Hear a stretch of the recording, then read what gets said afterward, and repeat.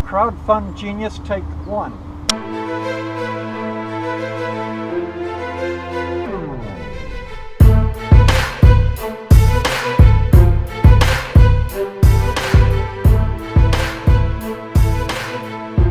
All right, so be over here. I'm gonna be looking right here mainly because this is gonna be uploaded for our YouTube channel. You can look us up under ZacBob or Crowdfund Genius. We're under both.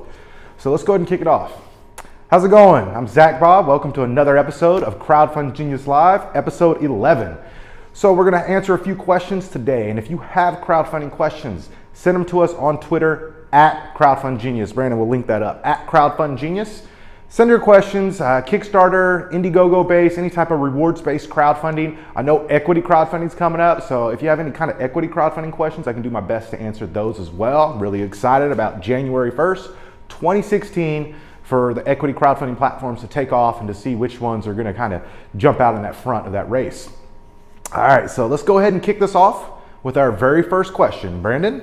At CE Doris asks, are there any examples of a crowdfunding government model? Are there any examples of a crowdfunding government model? I don't know about exactly like a government that's been crowdfunded per se, but I know that there are crowdfunding platforms out there for the government. Citizen Investor is one of them. And what you can do with Citizen Investor, if your community comes together, or it's probably for smaller government communities, but I'm sure it'll work just as well for a large government community. But basically, if you have parks that need fixed or schools or anything like that that you need fixed that you want to invest your money into, government agencies can now set up a crowdfunding page or a crowdfunding page on the Citizen Investor platform, and you can go ahead and decide. They'll give you options on what they need to crowdfund and exactly how much it costs, so you know exactly where your dollars are spent and exactly where your money's going. So if you want that new park for your kids down the street, or if you want bike lanes, or if you just want to clean up the neighborhood or put in sidewalks or something like that, the government can now tell you how much that's going to cost to do. They can show you what the funds and how much it's going to be for each step of it,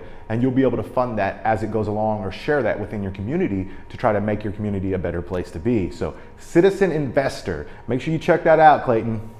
Next question, Brandon. At Slow Marathon asks via Reddit, what due diligence do you conduct before investing in a project? What due diligence do I conduct before investing in a project? If you're looking at Kickstarter or Indiegogo, both of them I believe have the option to connect a Facebook account. And I think I strongly urge everyone, including any of our clients, to connect that Facebook account. I'm 100% believe in transparency when it comes to business, and you should be transparent about it. I've always said if you're not comfortable asking for money, you should not be running a crowdfunding campaign, because you should be asking your friends for money, including your friends on Facebook.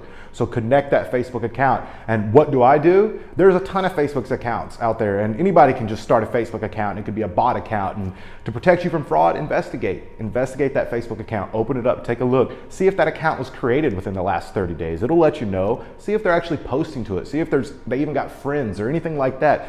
Investigate that Facebook page to make sure that it's legitimate. And also Twitter. Twitter's a big platform for crowdfunding now. So look to Twitter, check out their Twitter accounts, look to see who's tweeting about that campaign, look for popular hashtags, or just search that campaign name to make sure that it is indeed a real campaign and it's not somebody that's just looking to take your money for a fake product that they made up. So I kind of hope that helps with the due diligence part. Make sure you investigate those crowdfunding campaigns, people. It really sucks, and I hate when I see these stories or hear about these stories.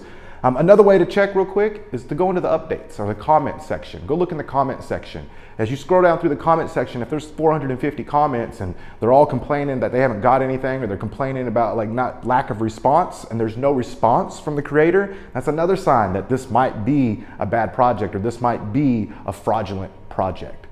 So make sure you do your due diligence before you back. I'd hate for you to get burned, especially if it's your first time back in a crowdfunding campaign. Now, with that said, this doesn't happen as often as you might think. A lot of times you see it out there and you'll hear about bad campaigns from a friend of a friend or something like that. I've backed probably 5 to 6 campaigns in the last year, and all of them have delivered. None of them have been fraudulent. So like I said, do your due diligence, make sure you're looking into it, and make sure everything kind of feels right and it's not a fraudulent campaign. Next question. At Brandon Savisky asks, hey, why don't you come over here and ask it? Come over here. Come on, get on the show.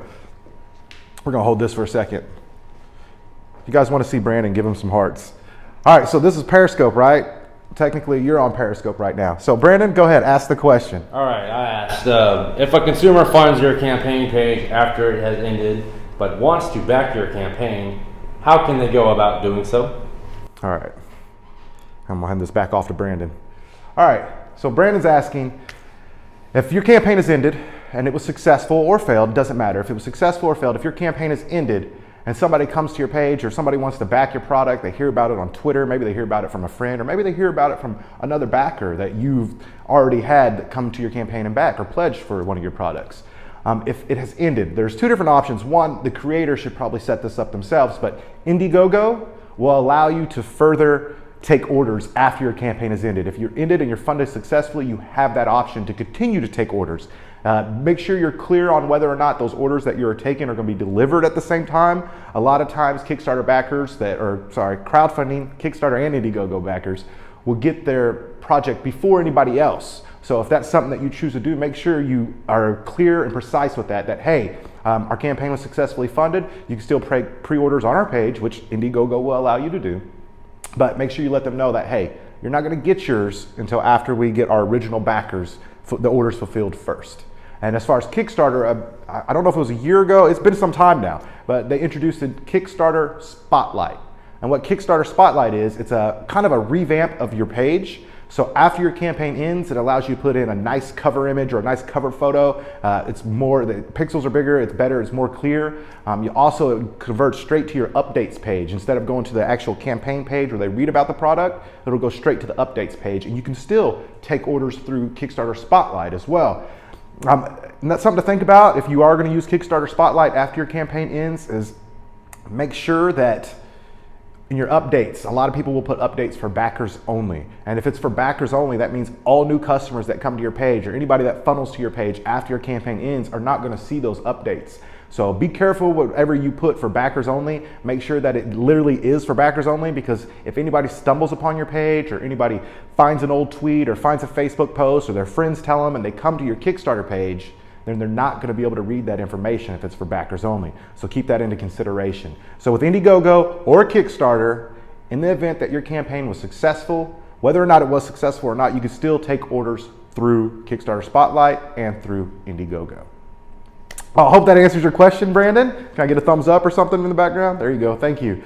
All right. So you know about our podcast. You know about Crowdfund Genius Live. If you're not following us on Periscope, start following us on Periscope. We got our feed up here today. So anytime you want to join in, anytime you want to ask a question, it'll be right over here. So if you're following us now, feel free to ask a question. And as always, happy crowdfunding. ZacBob out.